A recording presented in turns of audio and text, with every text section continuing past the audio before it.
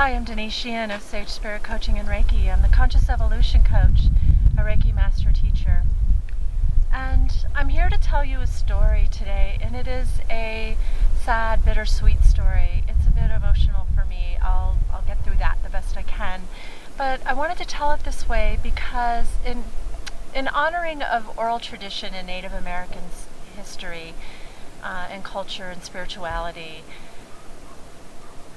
the story is about Coyote or Trickster, and that is a big part of many stories in Native American culture. So I offer this in honoring to all indigenous peoples, to indigenous wisdom, to all of our animal friends and family, and to all people everywhere.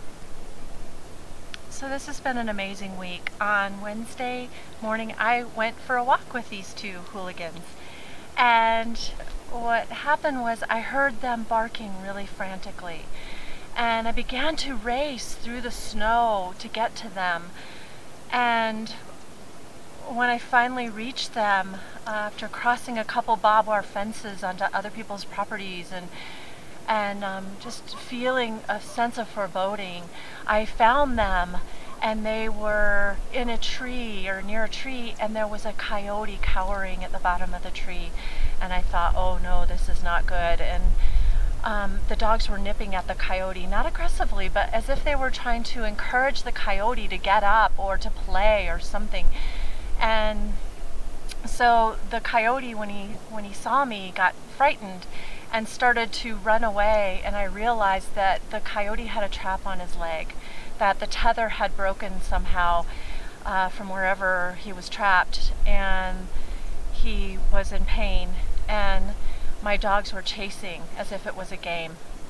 And so I became frantic, and I was screaming at the dogs, no, and stop, and they were not responding, and my energy was only adding to the confusion. And so I realized that I had to do Reiki. I had to do something that would calm the energies down, and so I started sending Reiki. And finally, after bounding away several times, the coyote became stationary in a tree, and my dogs were still nipping, and I found that I could create enough calmness with the Reiki so that my dogs would hear the command, leave it. And I was gaining a little bit more presence myself, and so after a while I was able to have my dogs create some distance between themselves and the coyote, and I was able to get my girl Mayo, who is the alpha, and to secure her. And the situation was so horrific, and in the stillness, finally I sent Reiki to the coyote, and I asked for guidance about whether or not I could try to remove the trap. And I heard no, that it wasn't safe, that the coyote is wounded, and that causing pain on that leg would be very dangerous for me, and that I needed to get the dogs away, that there would be no way that I could contain the dogs energetically and be able to be with the coyote. And so I had my girl, I had no lead, and so I had to pick her up and carry her in my arms, my 43-pound Aussie girl, and I walked away, and I had to trust that the coyote would be okay with my gentle sun bear boy, that the ratio changing to one-on-one would not create more aggression. And so I walked away in trust with my girl Mayo in my arms through the snow, calling Sun Bear, and within a few minutes he did come. He's such a good boy. And I realized I didn't know where we were. We were much farther from home than I thought, and everything seemed surreal, and my heart was broken, and I was disoriented.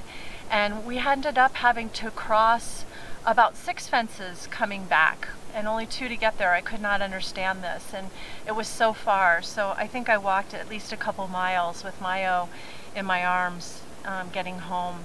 And when I got home, I was very frightened and so sad and angry. I was everything.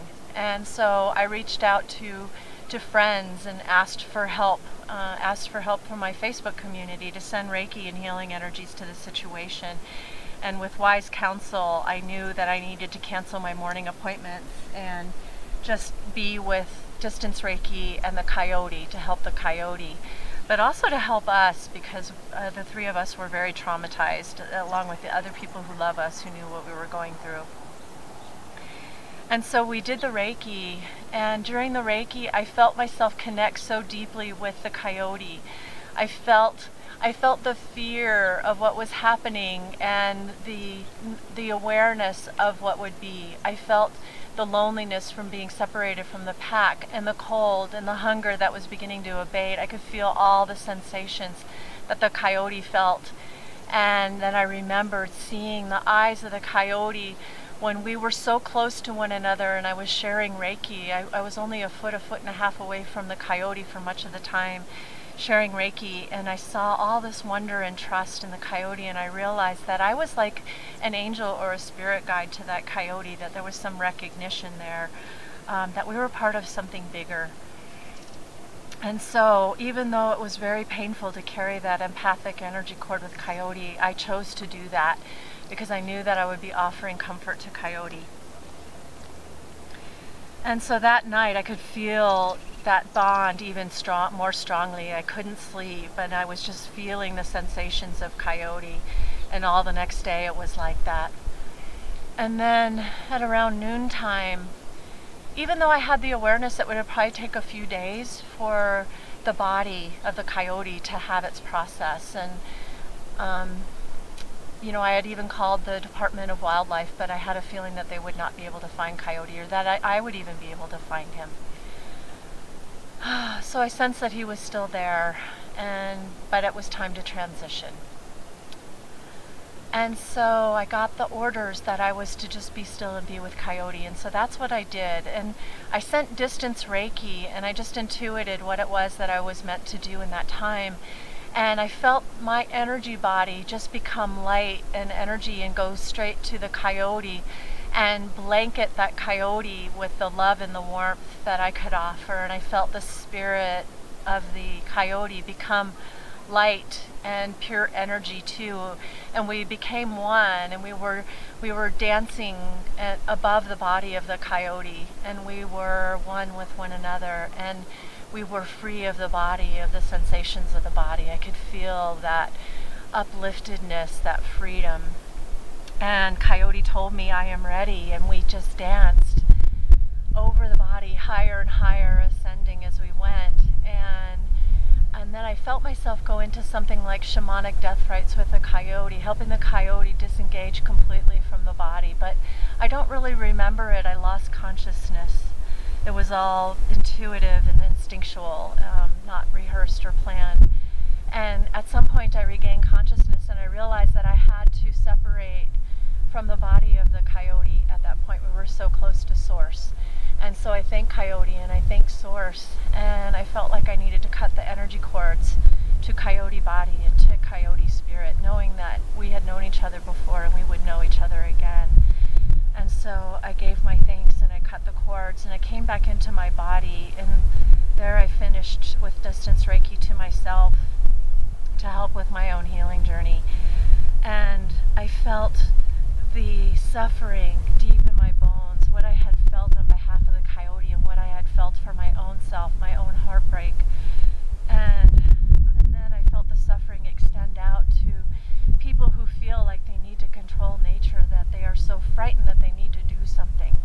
And I felt compassion and love expand for that, and for all people and animals who are afraid during these times of transition. And I felt that so deeply, and I felt that suffering transmute into love of all that is at the highest levels. And I felt so much gratitude. Oh, I have processed so much from this story, so much, and there are many takeaways that I touched on in the story, but I just want to express my gratitude for what I have experienced, and to the spirit of Coyote for realizing on even deeper levels and reaffirming the power of Reiki for everything, for calming, for healing, for helping with transitions, and that I am blessed to be able to share that and to experience that for myself. And the power of unity, of feeling that oneness with Coyote, and feeling the value of diversity, how different and yet the same Coyote is from me, and really feeling into that. the sense of community, everyone who showed up to send love and light to me and to the coyote, my Facebook friends, my loved ones, my friends, my friend Pat, who gave me a Reiki massage afterwards so I could help to release the trauma from my own tissues. And finally, I just really want to acknowledge the spirit of coyote. This was such a transformative experience for me. I have worked with so many souls who in this life or in former lives have been the victims, so it seems, of brutality or violence, who have been the recipients for suffering and fear as they walk through in their earth suits, but who on a soul level chose that journey for some reason so that they could contribute to the healing of all that is, so that they could carry or be the vessel for that suffering, so that others could be free of it, and that we could all, in the long run, evolve from the sacrifice that they make. We see that in tragic events and in natural disasters. We see it all the time.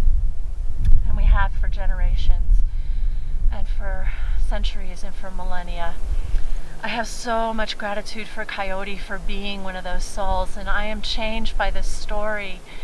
And I hope that all who hear this story are changed and transformed, that we may hold the intention to call into being a life, a world where all of life is honored equally, where we are one with nature, where we acknowledge that, where we create a world of peace and joy. Thank you, Sister Brother Coyote, for making your contribution to my awakening and perhaps to the awakening of others. I'm so grateful for this journey. And I am shivering in this cold. My shivering is an expression of oneness with nature. May we all know that oneness